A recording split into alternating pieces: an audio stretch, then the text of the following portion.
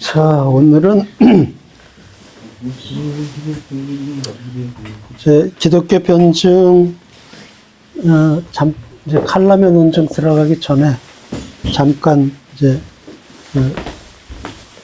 분위기를 전하는 의미에서 다른 이야기를 조금 하고 그리고 다시 이제 변증 쪽으로 들어가려고 합니다. 오늘 시간이 되면 두 가지를 이야기하고 안 되면 한 가지만 이야기하고 끝나야 될 것 같아요. 시간 다 가면서 하도록 하겠습니다. 먼저 이제 첫 번째 말씀드릴 거는 우리 인간이 어떻게 구성되어 있는지 하고 그것이 우리 기독교 신앙하고 어떻게 관계되는지 그거를 좀 말씀드리고 싶은데요.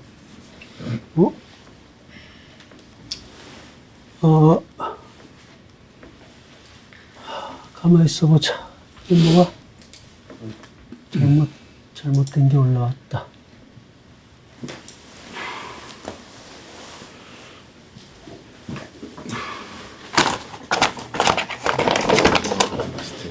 잠깐만요.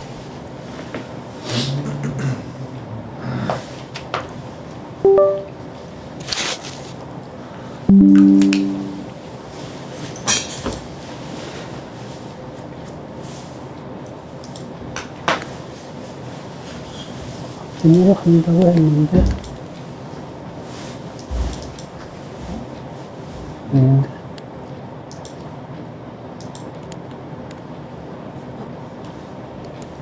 퀴즈도 고프나요 이제?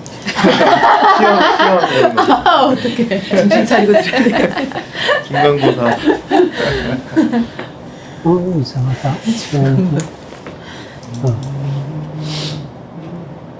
그렇지, 이거지. 네. 인간 이해 이렇게 되는데요. 인간 구성에 대한 세 가지의 관점이 있는데 1원설이 있고 2분설이 있고 3분설이 있거든요. 이론설은 대개 이제 무신론 쪽에서 주장하는 건데 인간은 단일한 존재라는 거죠. 그러니까 육체와 영혼이 분리되지 않고 그냥 그 자체가 하나다 이렇게 주장을 해요. 그래서 사람이 죽으면 영혼이고 뭐고 없는 거예요. 그냥 같이 소멸되는 거죠. 네, 그렇게 주장하는 게 이제 이론설인데 대개 무신론 쪽에서 주장하는 게 이거죠.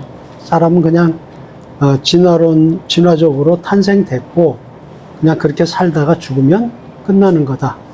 이렇게 생각하는 게 이론설인데 아주 드물게 목사님 중에도 이 이론설을 얘기하는 사람이 있어요.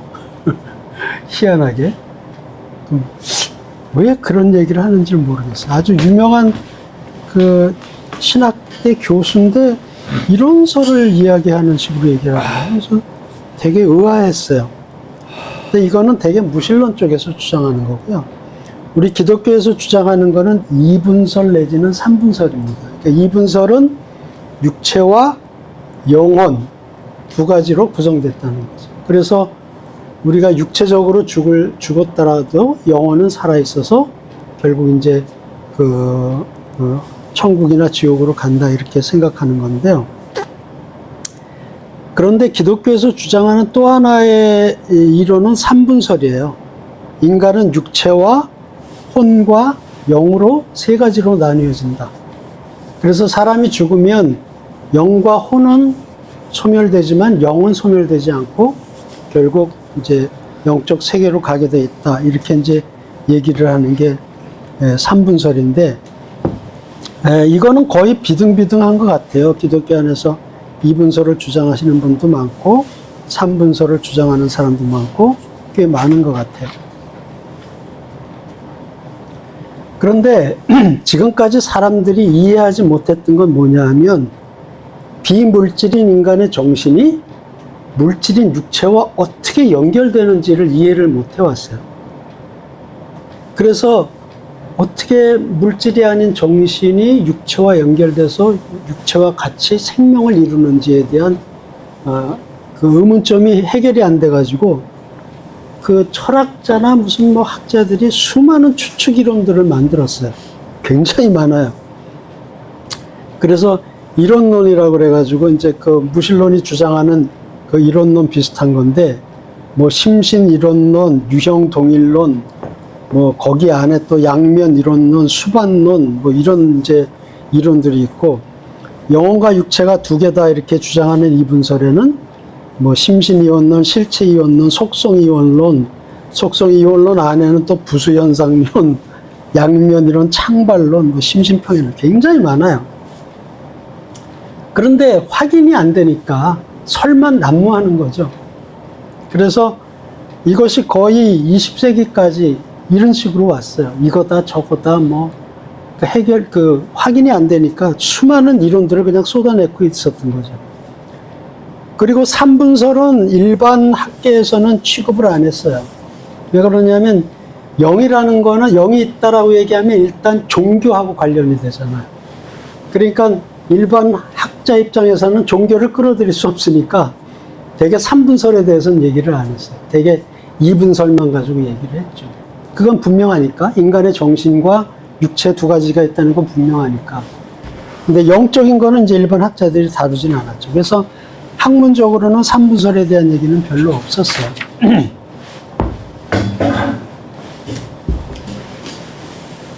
그런데 이제 컴퓨터가 발명이 되면서부터 조금 인식을 하기 시작했어요. 아, 육체에 해당하는 하드웨어하고 정신에 해당되는 소프트웨어가 연결이 되는구나. 왜 그걸 인간이 연결시켜서 구현한 게 컴퓨터거든요.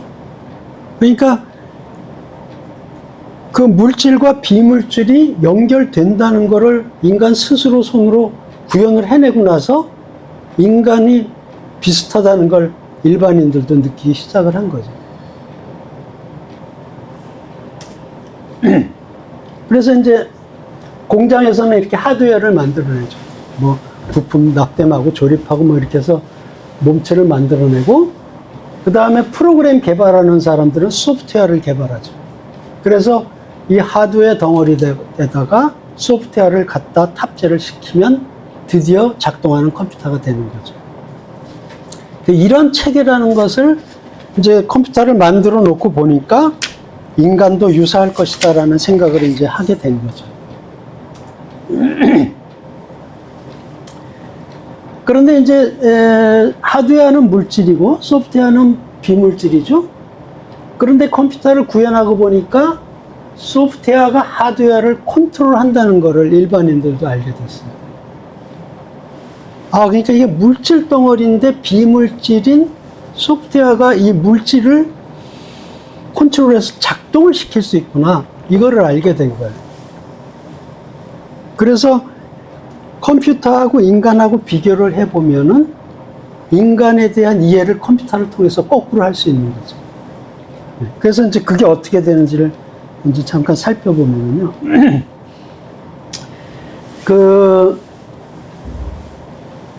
컴퓨터에서 가장 핵심 부품이 CPU죠. CPU. 그 Central Processing Unit이라고 하는 CPU인데 얘가 사실은 가장 핵심이고요. 얘가 하는 역할은 뭐냐면 사실은 계산을 담당하는 부분이에요. 우리가 컴퓨터 화면으로 그림도 보고 게임도 하고 뭐 여러 가지를 하지만 컴퓨터 안에서는 그게 전부 숫자 계산에 의해서 이루어지거든요. 그러니까 이제 수학적으로는 이진법 수학을 쓰는 건데 그 계산하는 것이 이제 우리 인간으로 보면 뇌에 해당이 되는 거죠. 뇌 중에서도 아주 핵심 부분. 그 CPU 안에도 그 Arithmetic Logic Unit이라고 하는 부분인데 그 부분이 이제 계산을 핵심을 담당해요. 그 다음에 이제 다 아시다시피 메모리가 있죠. 메모리는 데이터를 썼다 지웠다 썼다 지웠다 할 수가 있어요. 근데 그게 꼭 뭐 같으냐 하면 이 계산 종이 같아요. 저희가 예를 들어서 이제 계산을 할 때 사람 앞에다 놓고 256 더하기 343은 뭐야? 이러면 그거 얼른 답 나오는 사람 별로 없어요. 가만히 있어봐. 그러고 이제 그리죠. 256 뭐 이러고 이제 머리를 그려보는데 계산이 잘 안 돼요. 근데 앞에 연필하고 종이를 딱 놔두고 256 더하기 343은 뭐야? 그러면 쓰죠. 종이에다가 256, 343. 그럼 금방 나와요. 그거가. 그러니까 계산을 종이가 한 게 아니죠. 계산은 사람이 한 거예요. 뇌에서. 그런데 종이가 있고 없고에 따라서 계산이 잘 되고 안 되고 하거든요. 컴퓨터도 마찬가지예요.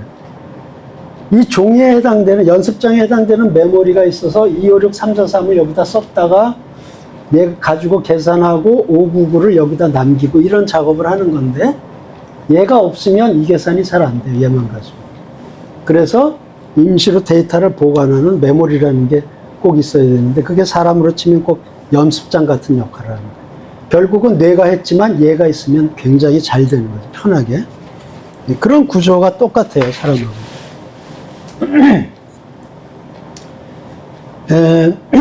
그 다음에 이제 CPU가 계산장치고 메모리는 임시 데이터 저장 장소인데, 얘는 전기를 끄게 되면은 여기 있는 데이터는 전부 사라지죠. 그래서 컴퓨터를 끄더라도 데이터가 저장되어 있는, 계속 저장되어 있는 장치가 필요해서 만든 게 그 연구한 데이터 저장 장치라고 해서 하드 디스크. 이게 이제 만들어진 거죠. 맨 처음에는 이제 플라피 디스크라는 게 만들어졌었는데, 걔는 사라지고 이제 지금 하드 디스크가 생겼고, 이게 더 발전해가지고 지금은 이제 이 메모리를 사용해서 디스크를 만든 그러한 이제 메모리 디스크가 나오죠. USB 같은 게 이제 그거의 하나죠. 플로피 디스크를 썼어요? 플라피 디스크 네. 아시는 분 계세요? 아주 네? 말로만 들어봤어요? 아니, 초등학교 때. 초등학교 때 썼어요. 아, 큰 거? 썼구나. 초등학교 때. 이만한 거. 추억의 작은 플로피 거? 디스크. 네. 아, 컴팩터 플라스틱 돼 있는 네. 거? 말랑말랑한 거 안 쓰고? 그래, 우린 큰거 그렇죠, 요인치. 말랑말랑하죠. 작은 거부터 썼을 거야. 플렉시블하죠.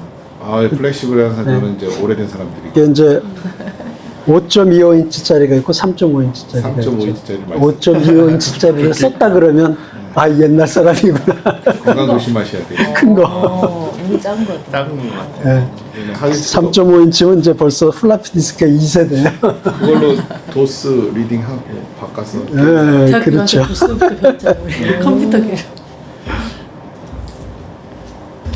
자, 근데 이제 소프트웨어에 대해서 살펴보면은요, 소프트웨어는 데이터와 프로그램 두 개를 다 소프트웨어라고 할 수 있는데, 데이터는 뭐 데이터니까 그냥 그건 놔두고, 프로그램 쪽을 보게 되면 프로그램은 두 가지의 종류가 있어요. 어떤 게 있을까요? 모두 다 아시긴 하는 거지만, 운영. 수화자매 예, 전문 운영 프로그램이라고 부르는 OS, 오퍼레이팅 시스템이 있고, 우리가 보통 사용하는 응용 프로그램, 어플리케이션이 있어요. 이걸 이제 우리 셀폰 같은 데서 그냥 앱 이러고 부르죠. 그 앱인지 앞에 AP 잘 따서 앱이라고 부르는 건데, 어플리케이션이죠. 운영은 엔드로이드. 예. 그런데 우리가 이제 주목해야 될 거는 이 운영 프로그램이에요. OS. OS의 핵심적인 역할은 뭐냐면 이 하드웨어를 컨트롤하는 역할을 하는 게 OS예요. 물론 이제 부가적인 다른 기능들이 요새는 이제 많이 합쳐져 있는데, 그 중심 기능은 뭐냐면 하드웨어를 컨트롤하는 게 OS의 역할이에요. 그리고 OS가 정상적으로 돌아갈 때 그 OS 위에 얹혀져 가지고 같이 돌아가는 게 어플리케이션이죠. 그래서 OS와 어플리케이션이라는 두 가지의 프로그램이 컴퓨터는 항상 동시에 돌게 돼 있어요. 근데 우리가 직접 대하는 거는 대개는 이제 응용 프로그램이죠. 어플리케이션이죠.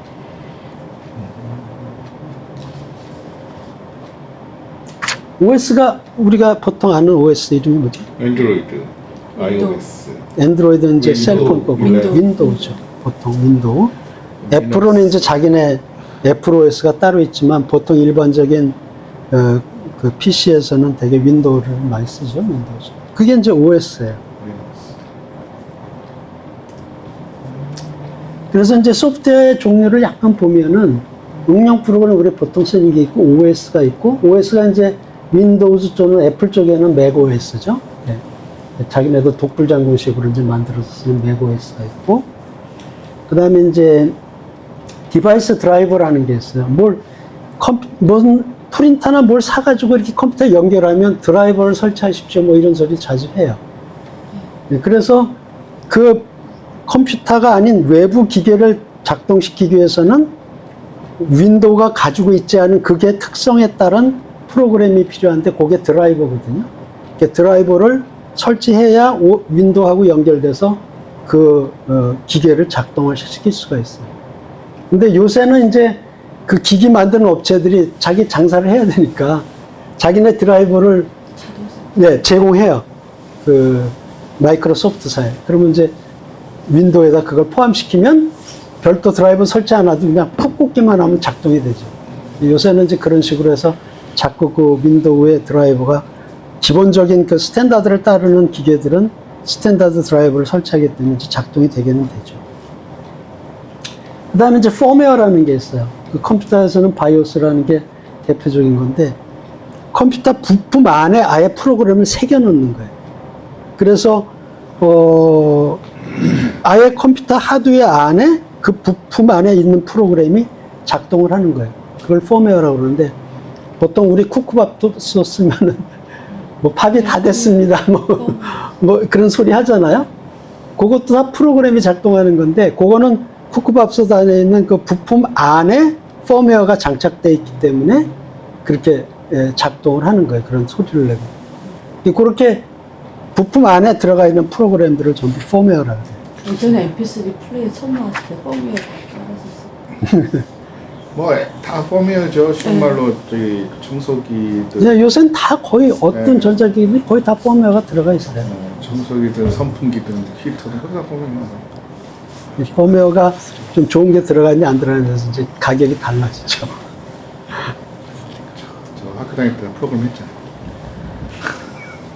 자, 그래서 응용 프로그램이 정상적으로 돌아가려면 우선은 OS가 정상적으로 돌아가야 돼요. 그래서 OS가 조금 이상이 생기고 망가지면 응용 프로그램이 정상적으로 안 돌아가요. 가다가 블루스크린이 확 떠버리든지 다운되거나 프리징 돼버리든지 뭐 여러 가지 현상들이 일어나거든요. OS 한 번씩 업데이트하면 응용 프로그램도 다 난리가 났어요. 어쩔 수가 없죠. 그래서 이제 컴퓨터 수리하러 가면 얘가 이상해요. 뭐 자꾸 가다가 블루스크린 그럼 되게 컴퓨터 수리하는 사람들이 뭐라고 그러냐면 밀고 새로 까시죠. 이런 소리를 해요. 블루스크린입니다. 네, OS 새로 깔자 이 얘기예요. OS 이상이 생겼어요. 공산이 많으니까. 사실은 그게 제일 좋은 방법인데요. 근데 그 귀찮은 게 OS 깔고 다시 프로그램 다시 깔아야 되고 그 안에 기억시켜 놨던 데이터 뭐 이렇게 이런 거 다시 다 해야 되니까 너무 귀찮긴 하죠. 그런 거 있어요. 근데 제일 좋은 방법은 OS 밀고 새로 까는 게 사실은 제일 확실한 방법이긴 해요.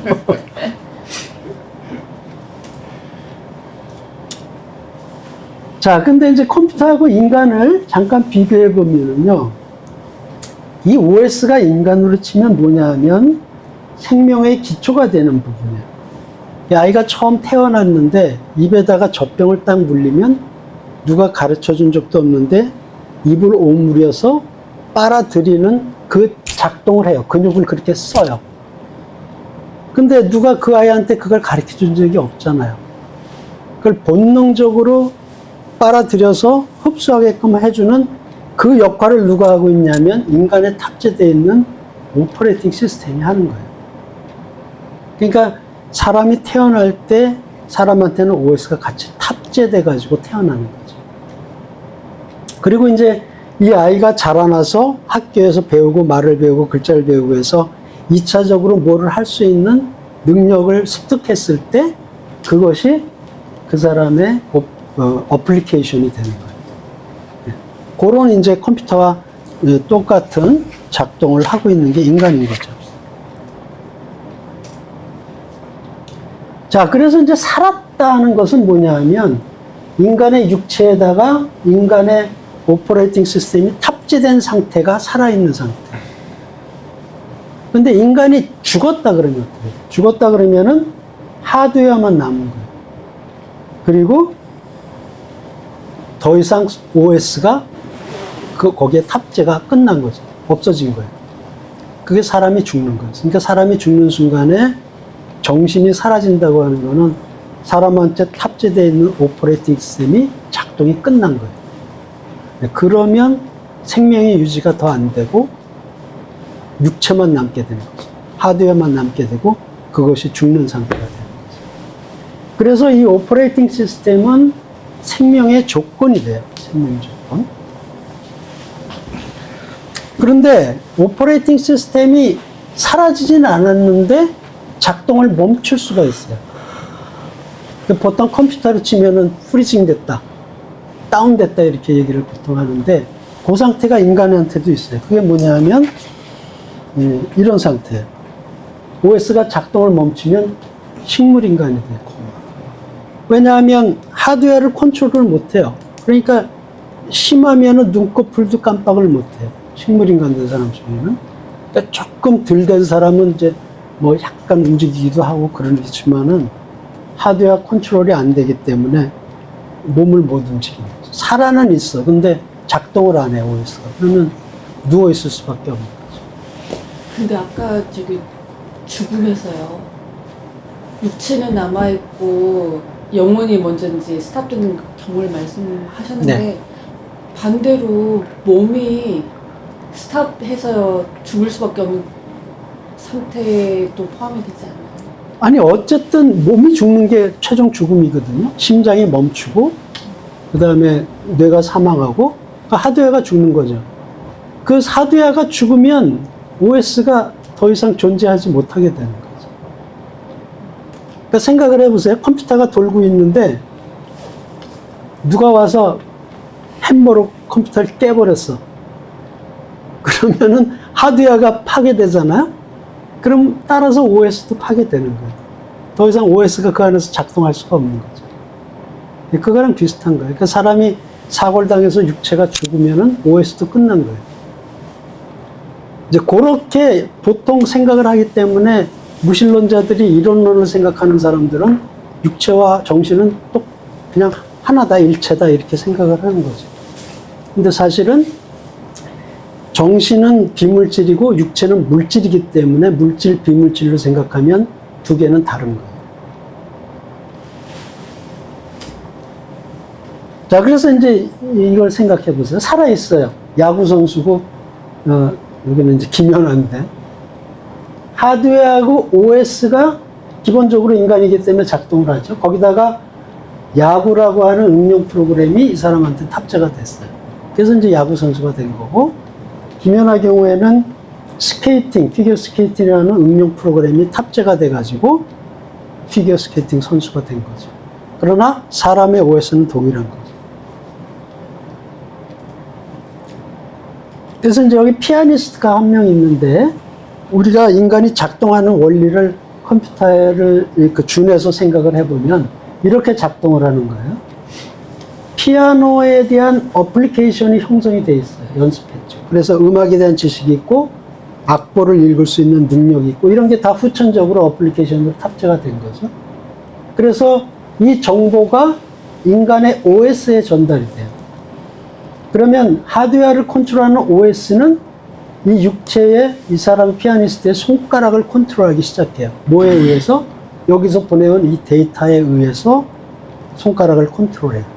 그래서 음악을 연주할 수 있는 거죠. 이런 이제 시스템 체계가 되어 있는 거죠, 인간은. 이게 컴퓨터도 똑같지만은. 그러니까, 인간이 이렇게 사실은 손가락을 움직이는 게 이게 대단한 거예요. 이게 어마어마한 거예요. 근육이 없이 신경을 네. 이 모든 근육을 그 오퍼레이팅 시스템이 컨트롤하고 있는 거거든요. 근데 특이한 거는 인간의 OS와 짐승의 OS가 굉장히 차이가 많아요. 레벨이 특이하게 높아요, 인간. 그러면 OS는 언제 탑재됐을까? 이건 이제 창세기 2장 7절에서 이제 힌트를 얻을 수가 있죠. 주 하나님이 땅의 흙으로 사람을 지으시고 여기까지는 하드웨어를 만드신 거예요. 인간의 육체를 만드시고 그의 코에 생명의 기운을 불어 넣으시니 생명의 기운이 뭐예요? 오퍼레이팅 시스템이죠. 그러니까 컴퓨터 한 사람이 이 구절을 보고 해석을 하면 그렇게 해석이 돼요. 자동으로. 아, 하드웨어 만드시고 거기다 OS 탑재하셨구나. 네, 그렇게 해석이 돼요. 저도 그렇게 해석이 됐고. 그래서 사람이 생명체가 되었다. 하드웨어 플러스 OS가 돼야 생명체가 되니까. 그래서 하나님이 인간이 컴퓨터 만드듯이 그렇게 인간을 만드신 거구나. 결국 하드웨어 만들고 OS 탑재. 이렇게 하신 거구나. 그 컴퓨터 만든 사람의 용어로 하면 OS 탑재도 사람이 생명체가 되었다. 그거래. 사람이 AI가 되었다. 근데 이제 약간 다른 게 이제 뒤에 설명을 드릴게요. 그래서 오퍼레이팅 시스템은 스스로 생기지 않아요. 이거 윈도우 만들려고 수많은 프로그래머들이 하루도 쉬지 않고 계속 연구하고 업데이트 시키고 또 다음 버전 만들고 끊임없이 연구를 해서 만들어낸 게 비물질이 오퍼레이팅 시스템이거든요. 근데 이 오퍼레이팅 시스템이 저절로 생겼다. 이렇게 얘기하면 바보 같은 소리가 되죠. 더군다나 CPU가 만들어낸 것이다. 이렇게 얘기하면 더더군다나 바보 같은 소리예요. 그런데 무신론자들은 인간한테 그렇다는 거예요. 인간의 정신이 뇌에서부터 화학적인 전기작용에 의해서 생겨난 거지 그건 누가 만든 게 아니다. 이렇게 얘기를 하는 거죠. 심지어 요새는 어디까지 얘기하냐면 그렇게 얘기를 하다 보니까 인간에겐 자유의지는 없다. 이렇게까지 주장을 해요.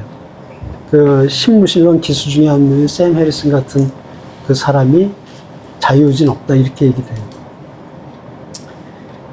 말도 안 되는 소리인데 어떻게든 하나님을 부인하고 싶으니까 무리수를 자꾸 그렇게 둬요. 자유의지가 없다. 자기도 하루 종일 자유의지를 살면서도 그런 소리를 해야 되는 거죠. 나중에 자유의지에 대한 얘기를 한번 할 수 있으면 좋겠는데 굉장히 거기도 말이 많습니다. 여러 가지 과학자들하고. 자, 그래서 지적인 것은 오직 지적인 것으로부터 온다. 이게 논리적으로 맞는 이야기죠. 이게 하드웨어의 대표적인 돌덩어리가 있어요. 바위가 있는데 저 바위가 아무리 오랜 세월이 지나도 거기서 뭔가 지적인 게 나올 수 없다는 거죠. 하드웨어는 하드웨어일 뿐이지 거기서 하드웨어가 아닌 소프트웨어가 저절로 나올 수는 없는 거라는 거죠. 근데 무신론자들은 이 얘기를 하고 있는 거예요. 우주가 탄생되고부터 이러한 그 일반 물질에서 유기화합물이 생겨나고 유기화합물이 뭐 세포가 되고 그 진화해가지고 거기서 인간 정신이 나왔다. 이렇게 얘기를 하는데 사실은 이런 쪽을 살펴보게 되면 너무 무리한 주장인 거죠. 자, 그러면 OS는 우리만 가지고 있는 게 아닌데 동물도 OS가 똑같이 가지고 있는데 인간이 동물하고 다른 게 뭐냐는 거죠. 인간은 특별하다 이렇게 했는데 뭐가 다르냐면 OS 외에 뭐가 하나 더 있어요. 그게 영이죠, 영, 스피릿. 요게 이제 3분설 얘기로 들어가기 시작을 하는 거예요. 그래서 똑같이 OS를 따져도 인간의 OX는 동물하고 비교했을 때 너무나 특출나게 하이 레벨이에요. 네, 그것도 완전히 다르긴 하지만 더 다른 거는 동물에게 없는 영이 있다는 거죠.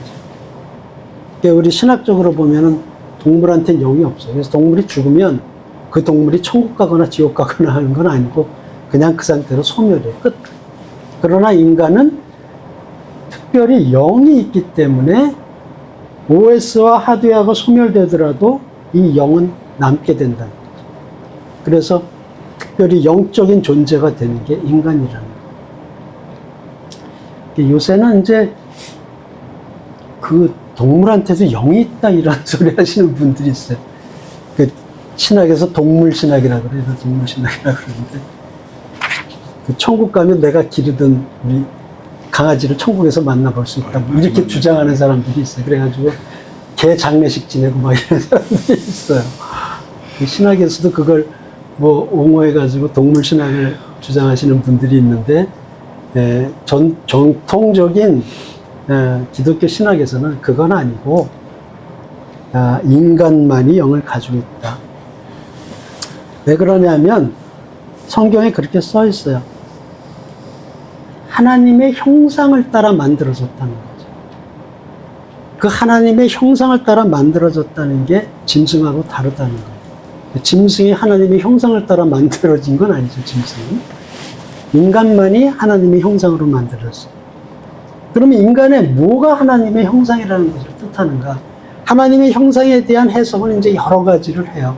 여러 가지를 해석적으로 하는데, 이제 제가 오늘 이렇게 컴퓨터와 비교하는 입장에서 말씀드리는 건 3분설에 의거해서 말씀드리는 건데,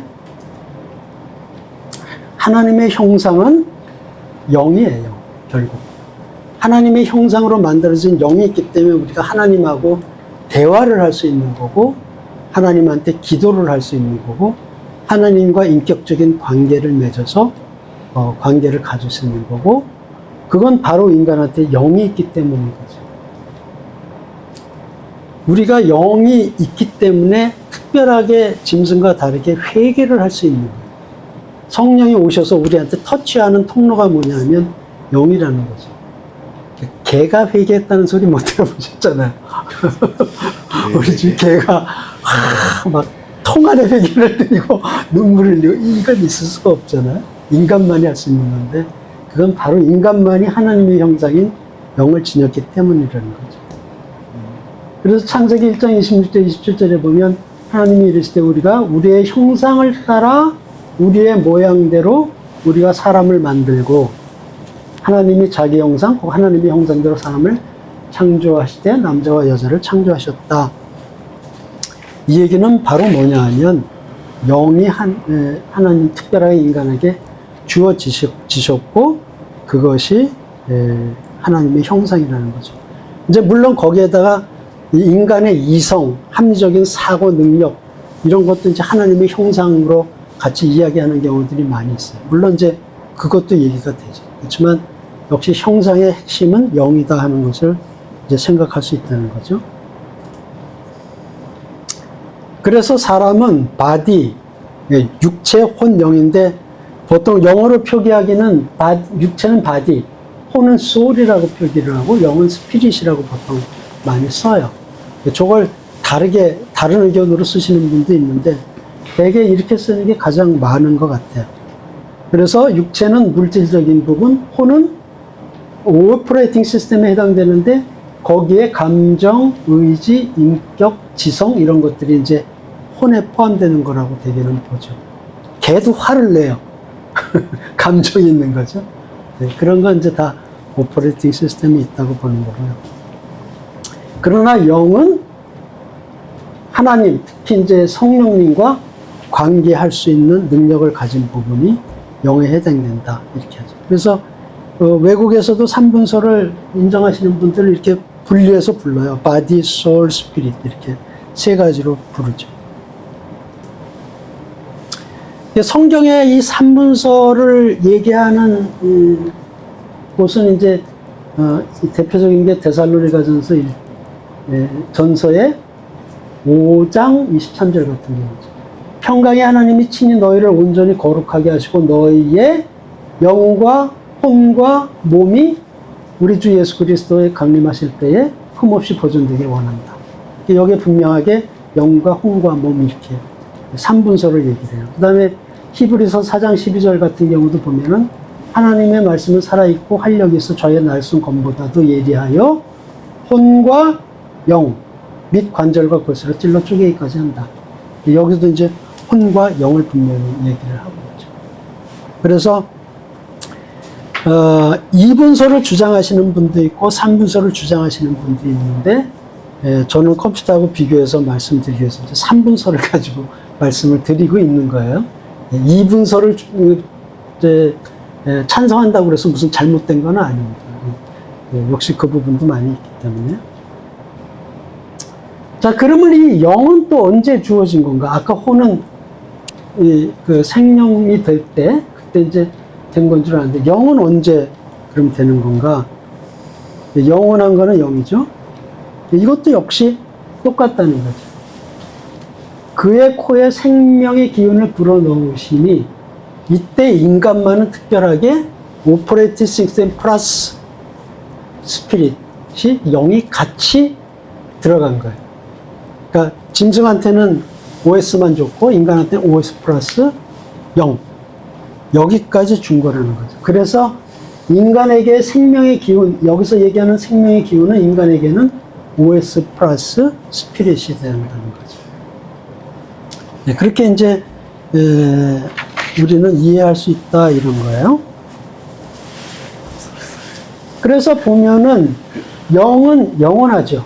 우리가 알기로 또 우리가 가르친 반대로 영은 우리가 육신이 죽어도 혼과 육은 사라질지라도 영은 영원히 남아있는 거죠. 이 영이 영원히 남아있기 때문에 저희가 교회 나오고 신앙생활하고 그렇게 하는 거죠. 영은 영원하다. 그죠? 영은 영원하다. 마태복음 25장 46절에 보면은 그들은 영원한 형벌에 의인은 영생에 들어가리라 하시니라. 그러니까 영원하게 인간은 남는다는 거죠. 생각해 보면 OS는 하드웨어가 없으면 의미가 없어요.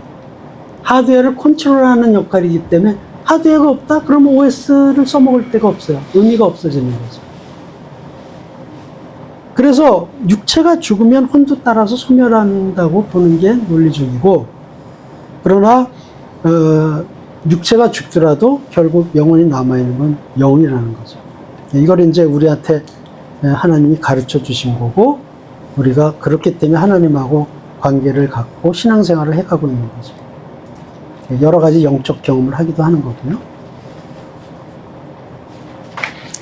네. 이제 여기까지인데, 요거는 이제 우리 청년들하고 이 얘기하면서 마지막에 정리하려고 추가한 건데요. 네, 뭐, 믿음은 성령님 내에서 생기고 이런 얘기는 저희가 이제 이미 한 거예요.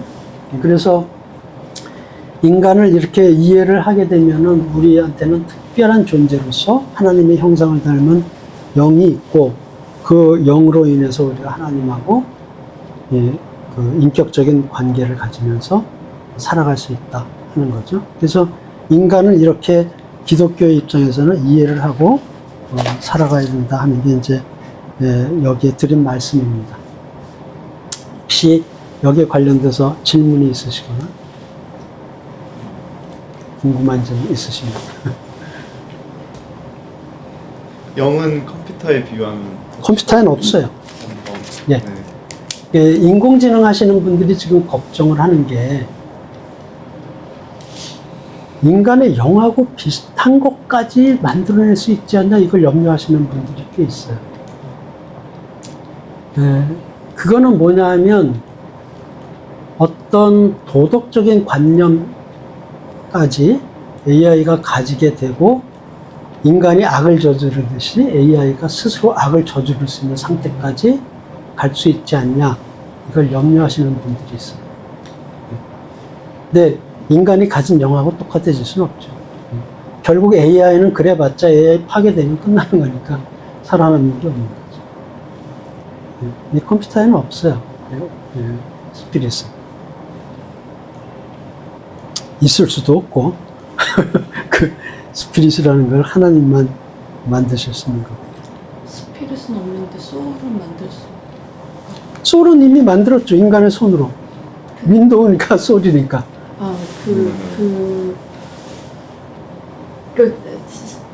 제가 뭐 직접적으로 제 눈앞에서 본 건 아닌데, 이게 이제 컴퓨터끼리 자기들끼리 나눈 대화들이 요즘 많이 나오잖아요. AI끼리.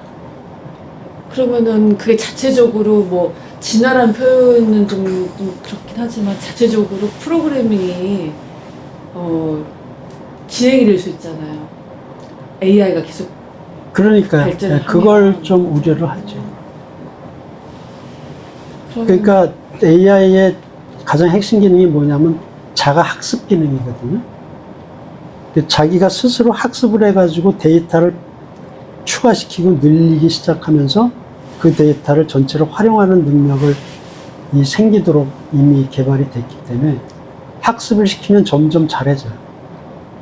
보통 이제 알파고 같은 거 바둑두는 AI 같은 거는 점점 학습을 시켰더니 나중에 뭐 2세돌도 이기고 커제도 이기고 세계 1인자들을 막 이기잖아요, AI가.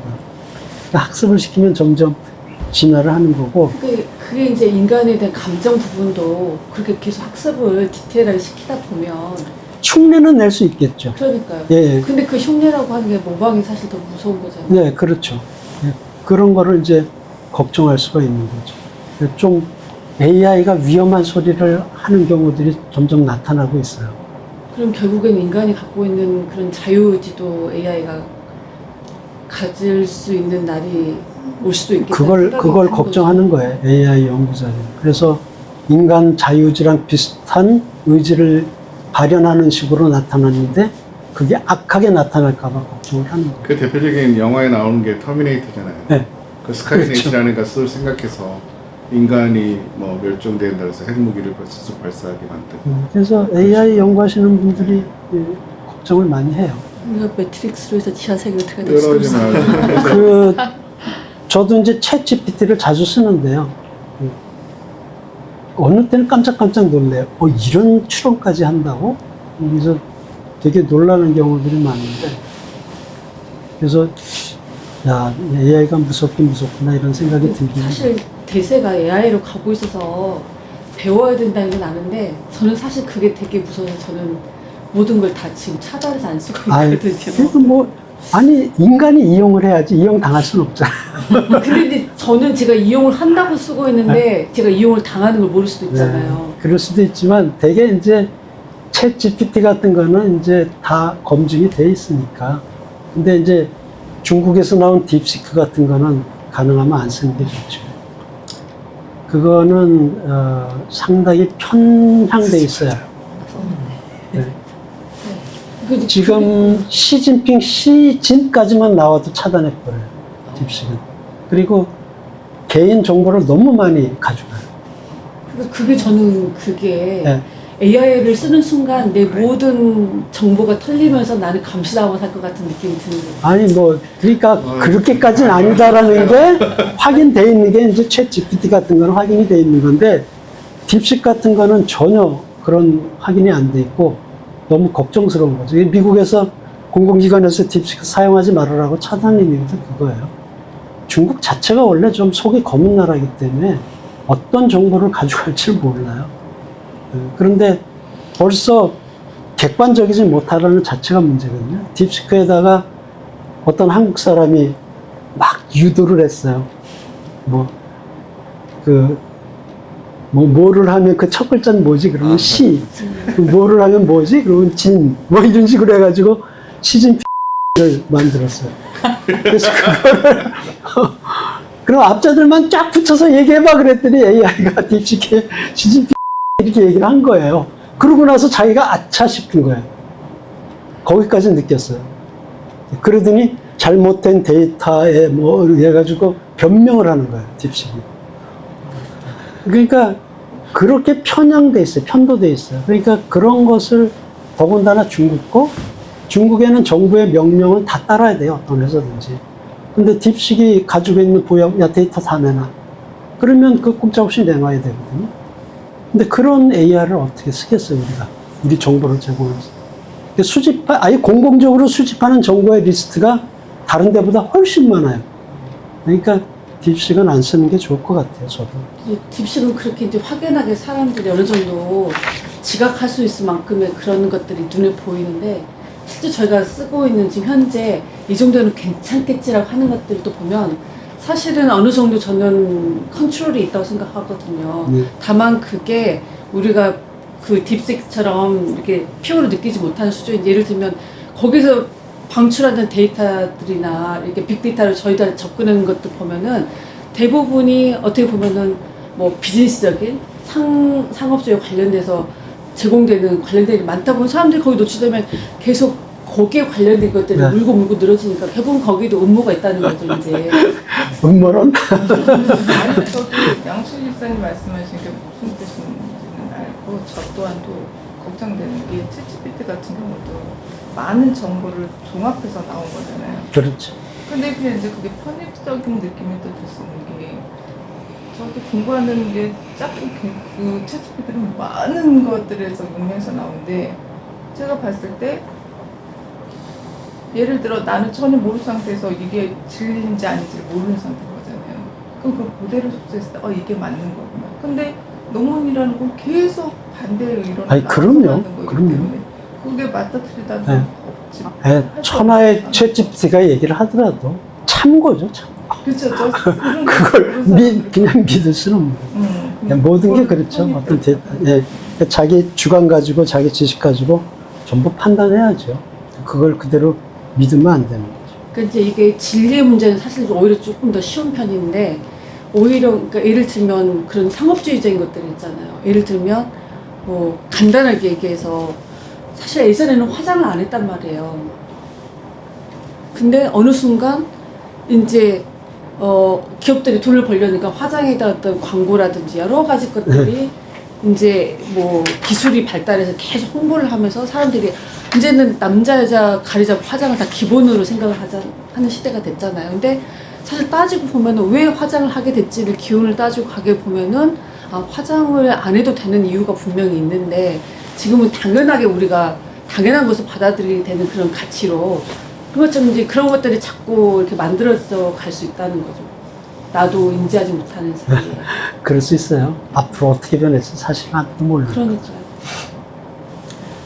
자, 시간이 좀 남아서 두 번째 이야기를 하겠습니다. 이거는 이제 제가 왜 말씀을 드리냐면 제가 성경이 재밌다고 느껴지기 시작한 게 이 얘기로부터예요. 그래서 성경을 아주 흥미있게 읽기 시작하도록 만든 계기가 이제 이거였고요. 또 이것을 주제로 우리 이제 목사님이 한번 주일 설교에 설교하신 적도 계신데 성경 읽으면서 굉장히 의문스럽다 했던 게 이거였어요. 예수님이 갈릴리 강가에 가서 베드로를 부르는데 자기 생업을 놔두고 갑자기 예수님을 쫓아가. 그럴 수가 있나? 하는 의문이 항상 있었죠. 어떤 목사님은 예수님의 카리스마에 늘려가지고 그렇게 된 거야. 이렇게 설교하시는 분도 계시던데 저는 그 대목에서요. 어떻게 보면은 가진 게 너무 없기 때문에 다 버리고 가도 되는 상황이었지 않을까. 그렇진 않아요. 베드로는 선주였어요, 선주. 선주는 부자입니다. 옛날이나 지금이나. 근데 그걸 팽개치고 예수님을 생면부지의 자기하고 나이도 비슷할 텐데 30대 약관이니까 따라가? 도저히 상식적으로 이해가 안 되는 상황이거든요. 그 상황을 잠깐만 한번 보겠습니다.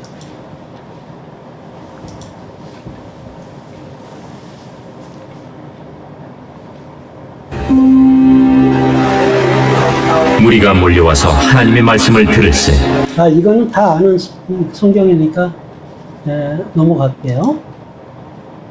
내일 본문입니다. 네. 오, 스포일 됐네. 네, 그 본문. 것 같아요. 마태복음 4장 18절에서 20절.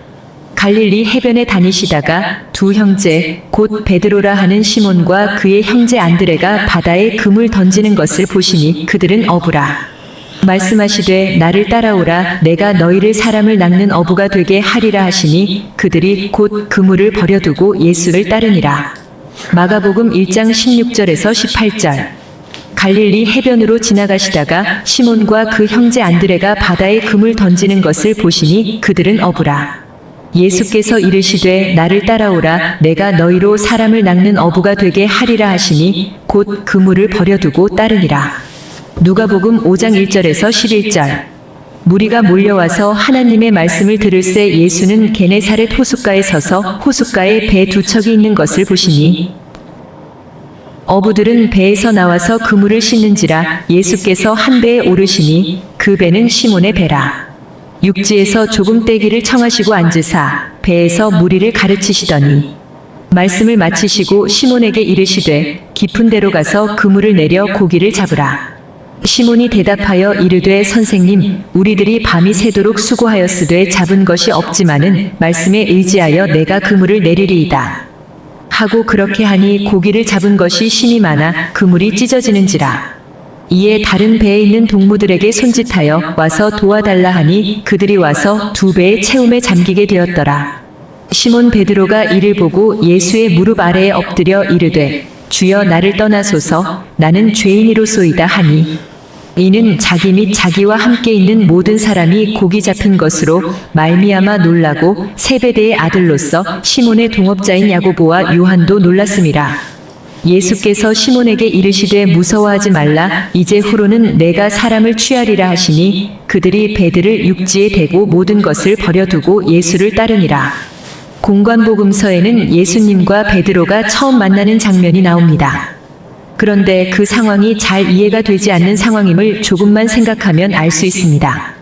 마태복음과 마가복음만 읽어보면 예수님이 베드로와 형제 안드레에게 나를 따르라. 너희로 사람을 낚는 어부가 되게 하리라 하고 말씀하시자 바로 그물을 버리고 예수님을 따라 나선 것처럼 묘사되어 있습니다. 그런데 그건 참으로 이해되지 않는 장면입니다. 언제 봤다고 약관에 예수가 나를 따르라고 한다고 자신들의 생존의 방편이고 삶의 기반인 배와 그물을 버리고 또 가족과 생계를 팽개치고 선뜻 예수님을 따라 나설 수 있겠습니까? 참 이해가 되지 않는 장면입니다. 마태복음과 마가복음과 달리 누가복음에는 당시 상황이 좀 더 구체적으로 기록되어 있습니다. 예수님의 시몬의 배를 띄우라고 말하자 베드로가 선뜻 배를 띄웁니다. 이것도 이해되지 않는 장면입니다. 젊은 청년 하나가 와서 선주인 베드로에게 배 띄우란다고 선뜻 띄우겠습니까? 내가 뭔데 나더러 배 띄우라는 거야? 당장 이러지 않겠습니까?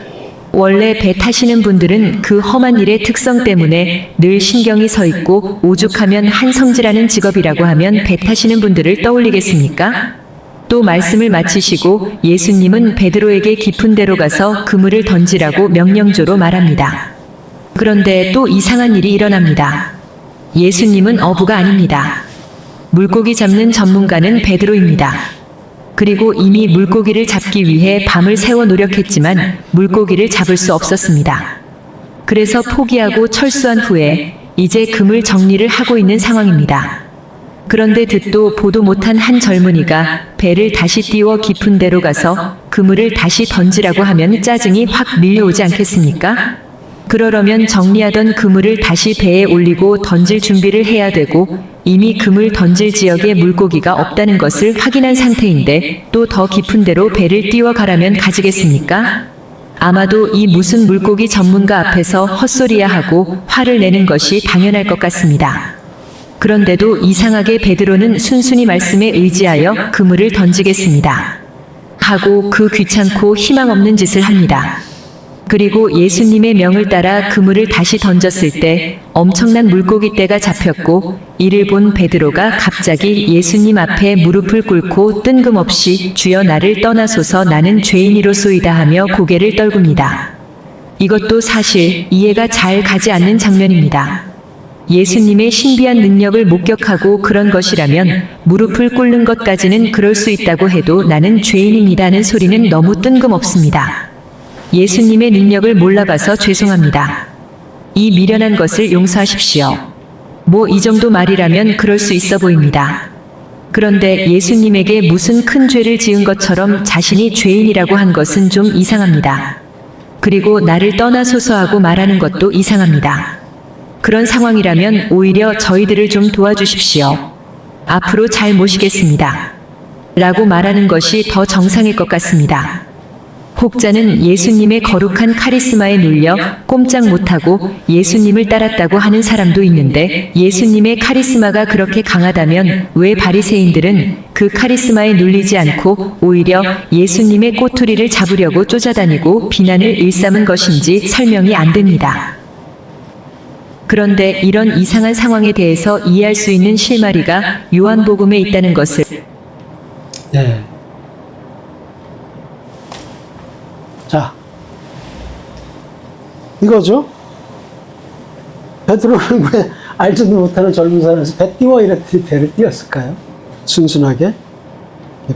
고기의 자비에 대해서 아무것도 모르는 예수님이 깊은데 그물을 던지라 그랬을 때 왜 베드로가 순순히 그것도 다 심하게 하고 이제 정리하는데 다시 시작하라니까 그것도 순순히 가서 들어요.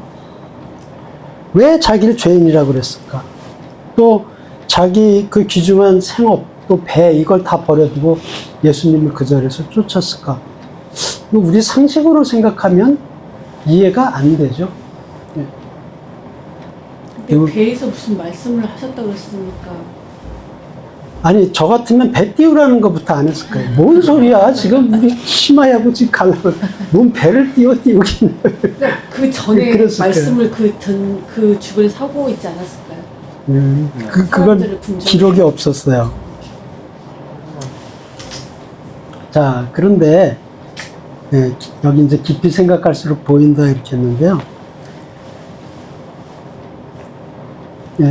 그냥 오디오로 길이 크니까 오디오로 그냥 들을게요. 성경은 고아와도 같은 책입니다. 깊이 들여다보면 들여다볼수록 새로운 지식과 깨달음을 얻는 책입니다. 성경의 깊은 의미와 문맥을 이해하고 우리 삶에 어떻게 적용되는지 이해하려면 성경을 주의 깊게 읽고 공부해야 합니다.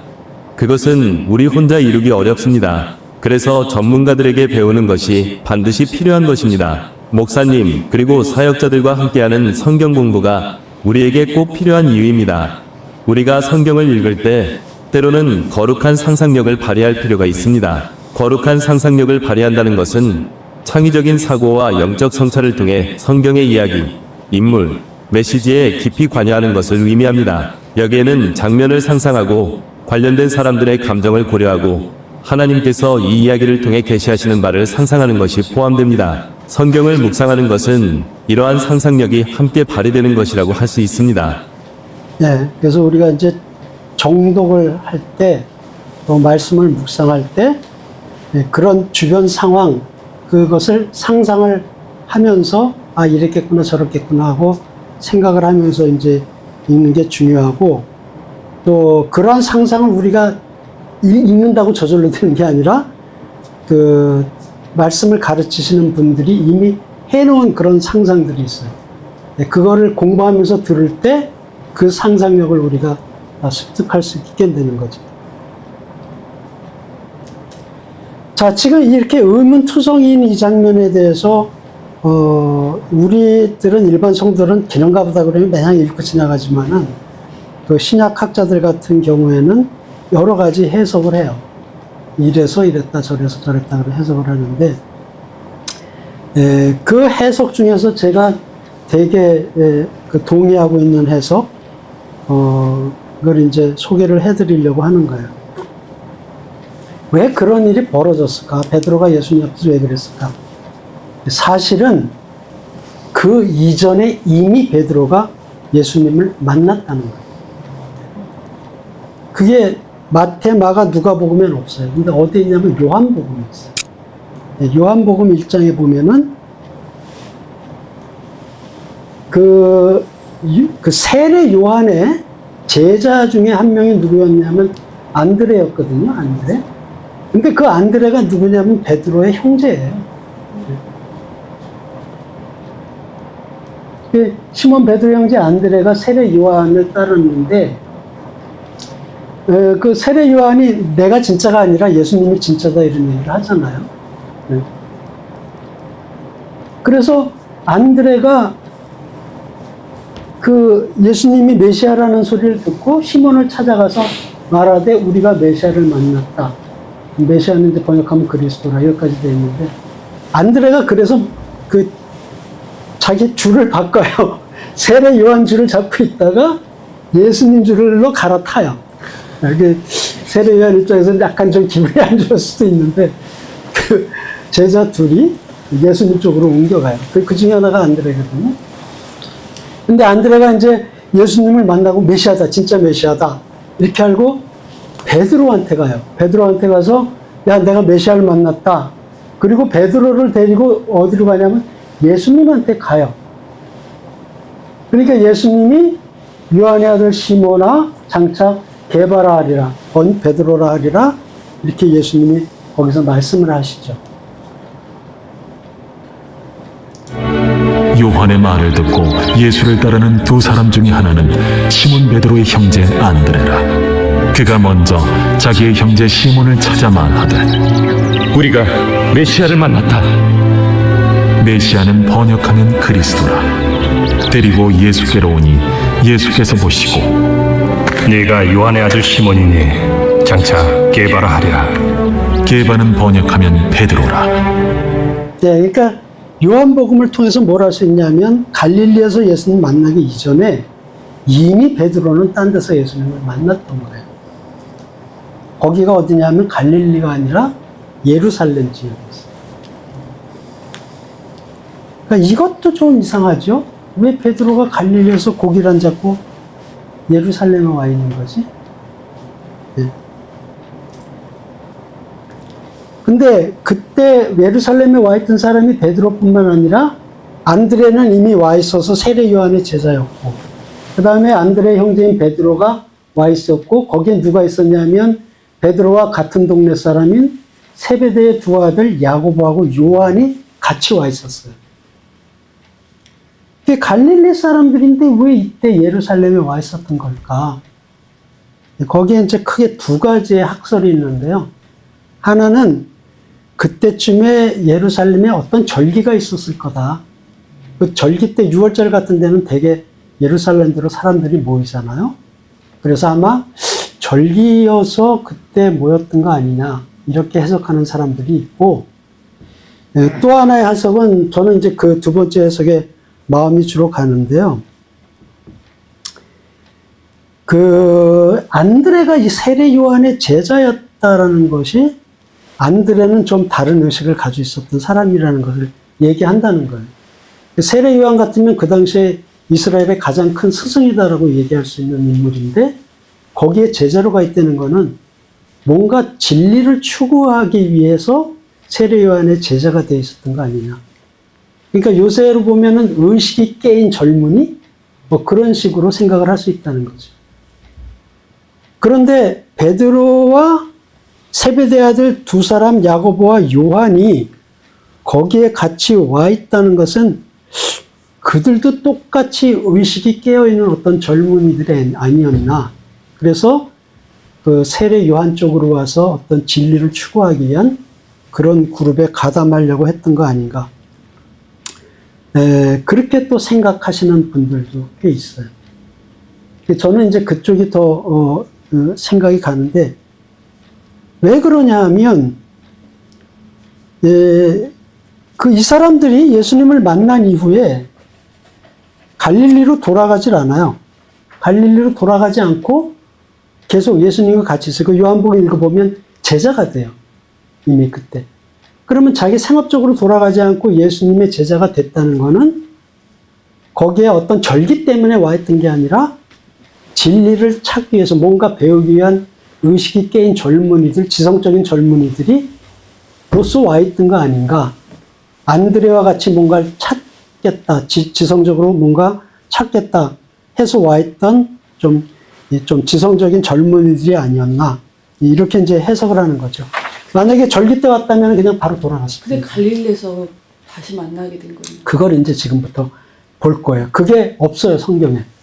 그 사이에 텀의 내용이 없어요. 시간이 얼마나 흘렀는지 그거에 대한 지금 그것도 정확하지가 않고 없어요. 그래서 이제 그 부분을 신학학자들이 자기네들은 이제 거룩한 상상력이라고 그러는데 상상을 하는 거예요. 아마 이랬을 것이다. 그래서 갈릴리에 그 일이 일어났을 것이다 라고 상상하는데, 그 상상의 부분이 이제 뭔지를 보려는 거예요. 이건 제 해석이 아니고 그분들의 해석을 소개하는 겁니다. 이미 그래서 제자가 됐어요. 요한복음에 보면은 제자가 됐어요. 그래서 이 사람들이 예수님하고 동행을 합니다. 그래서 대개 어디까지 동행했다고 보냐 하면 가나의 혼인잔치엔 분명히 갔을 거다라고 생각을 해요.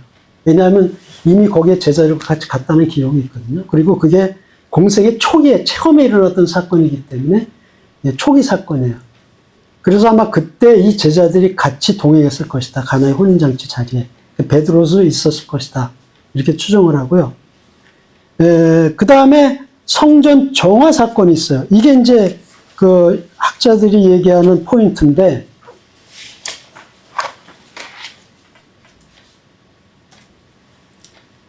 예수님의 성전 정화 뒤집어 엎은 건 몇 번 있었을까요? 대개 우리 한 번으로 알고 있죠? 근데 사복음서의 요한복음을 포함해서 보면 두 번이에요. 두 번. 요한복음에는 초기에, 공생이 시작할 때 초기에 예루살렘에 가서 뒤집어 엎어요. 그게 첫 번째고, 한 번 더 뒤집어 엎는 것은 십자가에 달리시기 돌아가시기 전에 예루살렘에 마지막 들어오셨을 때 그때 한 번 뒤집어 엎어요. 우리는 되게 두 번째 거를 알고 있죠. 돌아가시기 전에 뒤집어 엎은 걸 알고 있는데 사실은 요한복음에 초기에 한 번 뒤집어 엎으신 게 나와요. 그래서 사실은 최소 2번 뒤집어 엎으신 거예요. 여기 요한복음 2장 13절에서 25절 보면 첫 번째 정화, 성전 정화라고 얘기를 하는데 공생의 초기 6월절식인데 이때 이제 와서 뒤집어 엎어요. 그리고 마태, 마가, 누가복음에는 두 번째 성전 정화가 나오죠. 마지막 주, 예수님 십자가에 달리시기 전 마지막 주에 예루살렘에 와서 다시 한번 엎으세요. 그래서 사실은 2번 엎었다. 어떤 분은 성경 기록이 없지만 중간에 3년 공생에 중간에도 한 번 더 갔을 것이다. 이렇게 보시는 분들도 있어요. 그건 기록이 없어서 그런데. 그러면 성전에 가서 뒤집어 엎으실 때 그 자리에 베드로가 있었을 것이다라고 봐요. 왜냐하면 공생이 총이기 때문에. 그때는 베드로, 안드레 이렇게 쫓아다닐 때니까 가나의 혼인잔치 갔다가 예루살렘까지 쫓아가서 뒤집어 엎는 자리에 같이 있었을 것이다. 이제 그 다음에 상상을 하기를 이런 상상을 하는 거예요. 뒤집어 엎는 거 보시고 베드로가 어떤 생각을 했을까? 이런 생각을 했다고 상상을 해요, 신학자들이. 야, 이거 위험한데? 이 사람 쫓아다니다가 이건 제명에 못 살 것 같은데? 이런 위협을 느꼈다고 보시는 분들이 많아요. 그래가지고, 이건 아닌가 봐. 그리고 고향에 가서 고기나 잡는 게 낫겠다. 그리고 예수님 쫓아다니는 걸 포기하고 돌아갔다고 보는 거예요. 그러니까 한마디로 도망간 거죠. 야, 이 사람 쫓아다니다가 이게 큰일 당하겠는데? 그리고 갈릴리로 도망가 버렸다는 거예요. 그 다음에 예수님이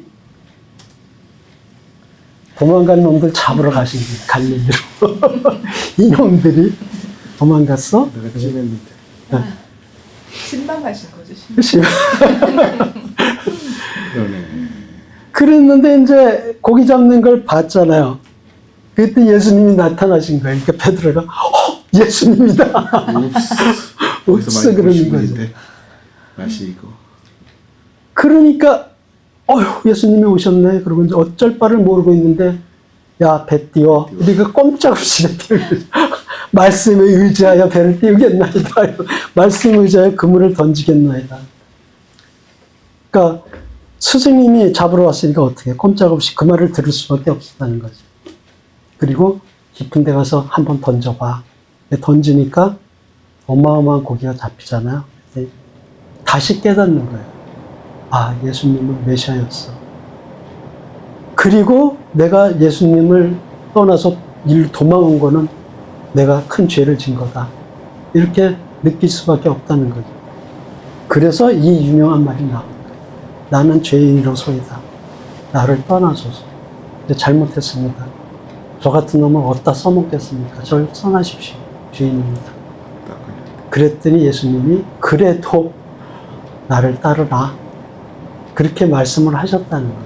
그러니까 예수님을 1차 배반하고 도망왔는데 예수님이 나타나셔가지고 기적을 보여주시고 나를 따르라 그랬더니 결국은 베드로가 회개하고 예수님을 따르게 됐다는 거죠.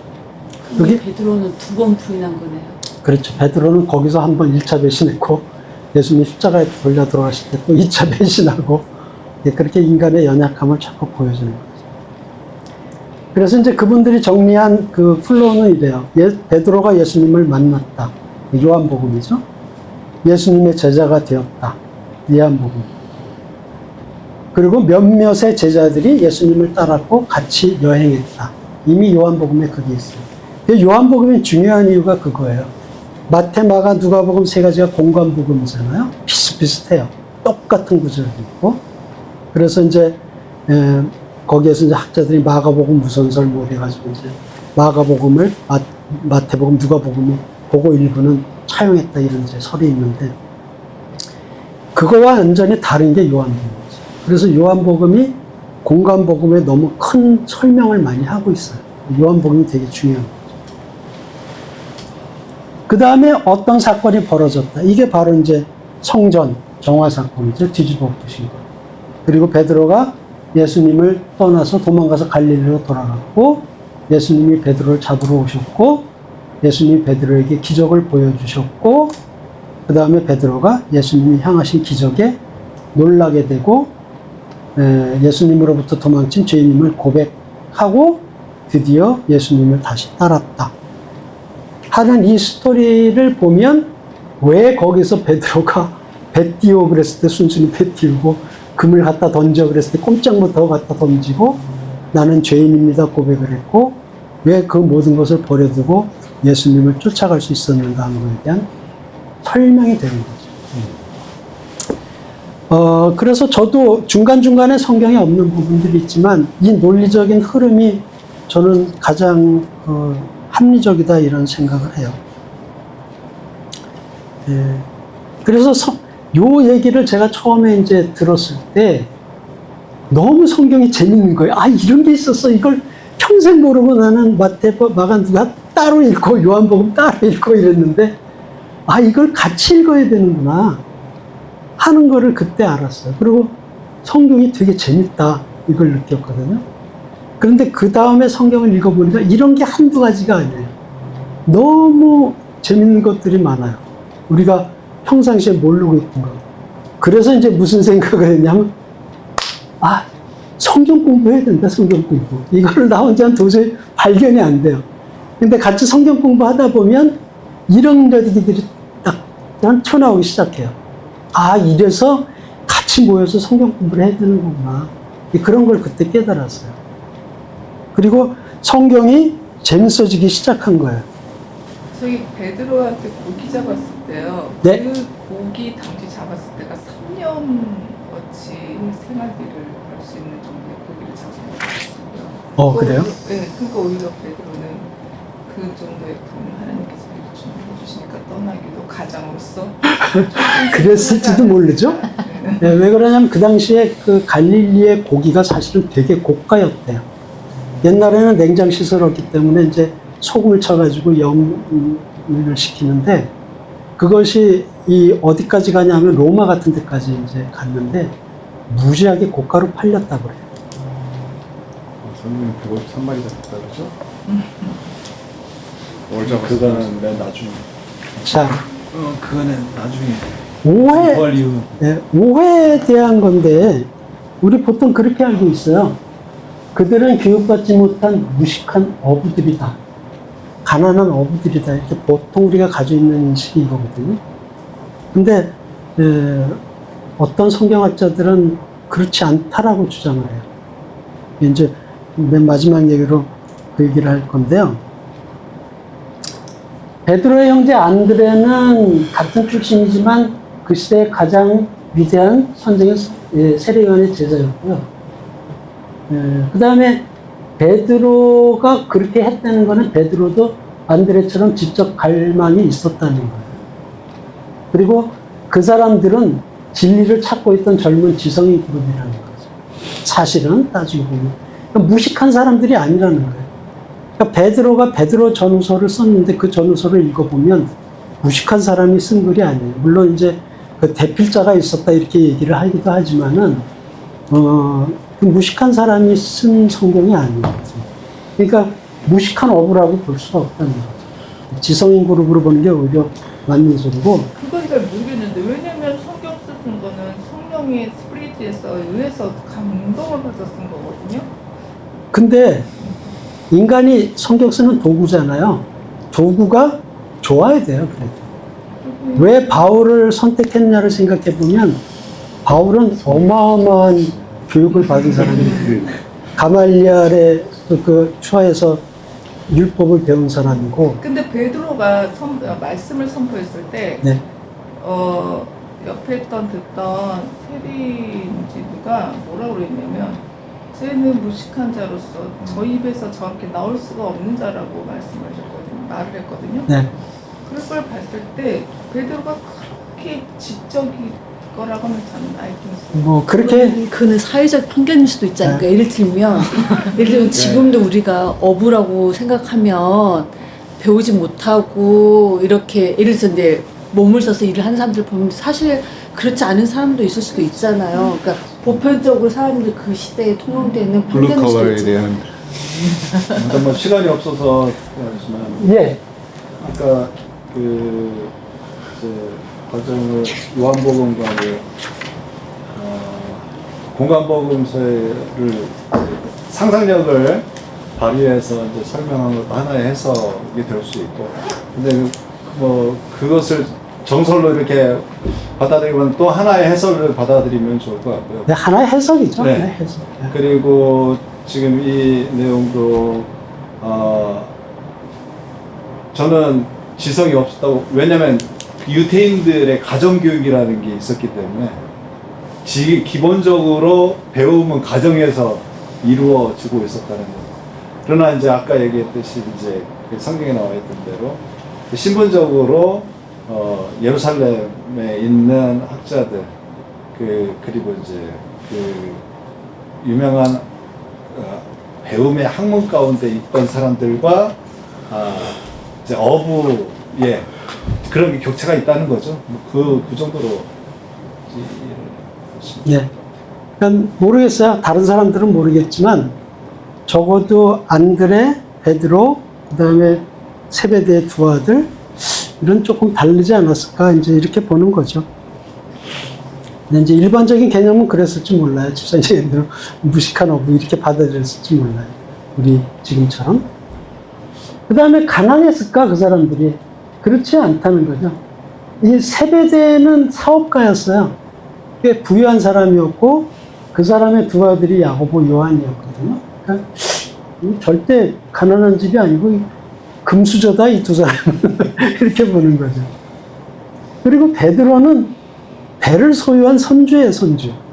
옛날도 그렇지만 지금도 배 주인이면 선주면은 가난하다고 볼 수가 없는 거죠. 그 다음에 그때 당시에 이 갈릴리 물고기가 굉장히 고가 상품이었기 때문에 다른 데는 모르겠지만 갈릴리 어부들은 적어도 가난하지는 않았다. 이렇게 이제 당시 그 상황으로 봐서는 해설을 하는 거고요. 이렇게 보는 거는 다 우리 현대인들 관점에서 보는 오해가 아닌가 이런 생각을 하는 거죠. 그런데 이러한 오해점들이 굉장히 성경에 많다는 거예요. 우리가 잘못 생각하고 있는데 신약에도 많고 구약에도 많고. 그래서 이제 제가 결론으로 말씀드리는 건 뭐냐면 성경 공부합시다. 저희들 다행히 이제 수요일 날 에베소서를 시작으로 성경 공부가 시작이 됐는데 참석하자는 거죠. 혼자는 도저히 이런 걸 알 수가 없어요.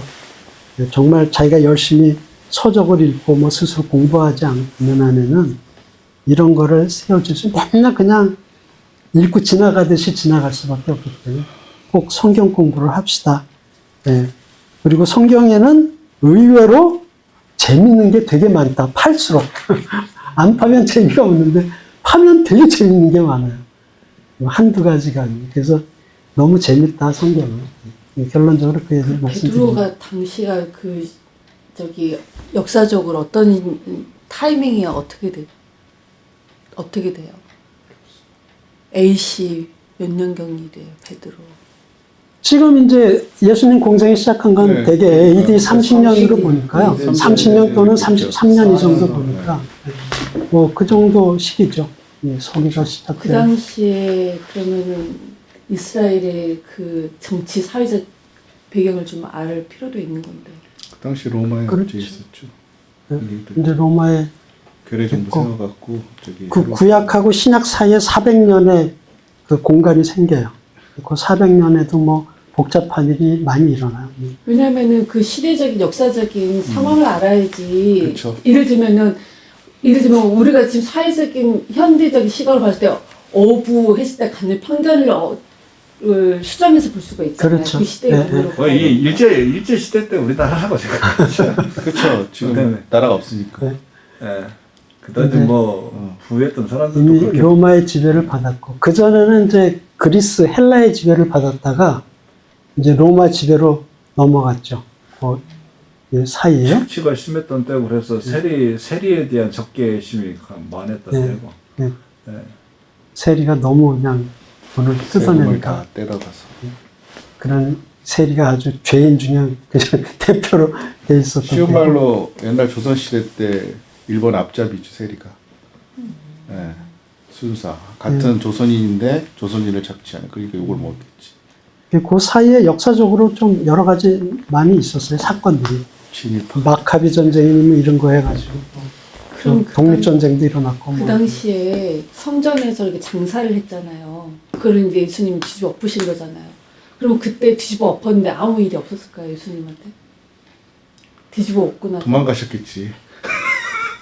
그러니까. 처음에는 아마 원티드. 뭐야? 원티드 떴을 수도 있어. 그치, 뭐야? 이러고 처음에는 그냥 벙쪄가지고 그냥 지나간 것 같고 날랐겠지. 그대로 있었으면 돌 맞았겠지. 처음에는 도망 많이 가. 벙쪄가지고 지나간 것 같고 그 사람들이 그다음에 나중에는 이제 사람들이 너무 추종하니까 햇살 바꾸시고. 거기서 함부로 할 수가 또 없었고 한번 그러니까 이제 처음에는 야 너 뭐야? 그래서 너 이 사람을 따르는 너 무리야 베드로한테 그랬을 수 있지. 그 전에 아마 이제 그냥 그렇게 막 한 게 아니라 그 전에 이제 말씀도 해서 사람들이 그 쉽게 놀랐다 그러잖아요, 성경에서. 그래서 아마 그분에 대한 존경심이나 그분에 대한 놀라움들이 사람들 마음속에 있었을 거예요. 일단 처음에는 그 지금 뭐 누가복음 본문에도 보면은 예수님을 그냥 한 사람으로 보는 게 아니라 처음에 랍비로 그리고 이제 유대 사회에서는 랍비라는 것은 상당히 그래도 권위를 가지고 있는 그랬을 수 사람이었기 있는 때문에 처음에 누가복음에 나타나 이제 예수님을 그 배에서 띄우라고 할 때 예수님이 말씀을 이제 배에서 전하고 설교하고 이제 랍비로 그러니까 유대 사회에서 랍비는 그 공동체에서는 영향력 있는 사람인데 예수님이 공식적으로 랍비라는 칭호를 기관에서 부여받은 건 아니잖아요. 아니죠. 그러니까 학식과 말을 그러니까 제 따라서 얘기는 그거예요. 어떤 충분히 시스템 안에서 부여받은 아니죠. 랍비의 자격이 아니고 아니지. 밑에서부터 추앙받는 랍비처럼 느껴지는 사람들이 이렇게 존재였다는 인식한 거죠. 거죠. 그들의 말씀에 그렇기 때문에 뛰어남이 사회적인 있으니까. 시스템으로 봤을 때는 네. 이 사람은 어떻게 보면은 영모의 그런 거 한 무리로서 받아들일 수도 있겠다는 생각이 사내들인의 그 종교 지도자들이나 정치 지도자들이 봤을 때는 안 좋게 봐. 그러니까 누구야? 그래서 혁명 그러니까 혁명을 이렇게 일으키는 성전을 집어 불순물이다, 엎었을 이거죠. 때 보면은 굉장히 요즘 우파의 전환기 같은 거 아니에요? 굉장히 문제가 될 소지가 있는 상황으로 받아들일 수도 있다는 거죠. 그렇죠. 네. 그러니까 뭐 죽이려고 그래서 베드로가 결국에는 그때 1차 부인을 하지 않았을까. 그래서 그랬을 저는 줄이나. 죄인입니다. 나는 부인을 하고 도망왔는데 그렇게 이해할 수 재밌네요. 있어요. 그러면 이제 이런 예를 가지고 내일 설교를 들으면 또 부딪힐 것 같아요. 아니 이거는 한 예니까 우리 자, 거룩한 이거는 뭐 정확한 게 아닙니다. 그러니까 하나의 학설이고 이론일 뿐이에요. 그러니까 이런 이론도 있고 이런 학설도 있기 때문에 성경을 읽을 때 내가 그런 상상도 할 수가 있다라는 거지. 이건 무슨 이게 꼭 사실인데 이렇게 얘기하는 건 절대 아닙니다. 네. 제가 강조하는 거는 성경이 요렇게 재밌다. 그리고 재밌죠. 요거는 성경 공부를 해야 이런 걸 알 수 있다. 이 얘기를 하는 근데 거예요. 저는 성경을 읽을 때마다 그걸 많이 느끼거든요. 그 시대의 상황, 역사들, 네, 네. 배경을 좀 그렇죠. 알아야지 더 그거 되게 중요하죠. 네, 자기에 그러시죠. 대한 생각을 많이 해가지고 네. 맞습니다. 그때 조선은 뭐 하고 있을까요? 뭐 안 해요? AD 4세기 때가 이제 광개토 대왕이 있었어. AD 아니다. 4세기면 벌써 400년인데 AD 그 한참 전이네. 한참 그치 다른데. 네. 광교도 나오기 전에 전- 뭐야? 자, 시간이 다 됐으니까요. 네, 오늘은 이제 여기까지 하도록 하고요. 다음 시간에 이제 칼람의 논증으로 다시 들어가도록 하겠습니다. 네, 발해가 있을 때 그거 수고하셨습니다. 네. 아이고 그냥 따가지고 가야 될 것 같은데. 왜냐면 내가 그렇게 하려는데 안 되는데 원래 토요일 찍어야 돼.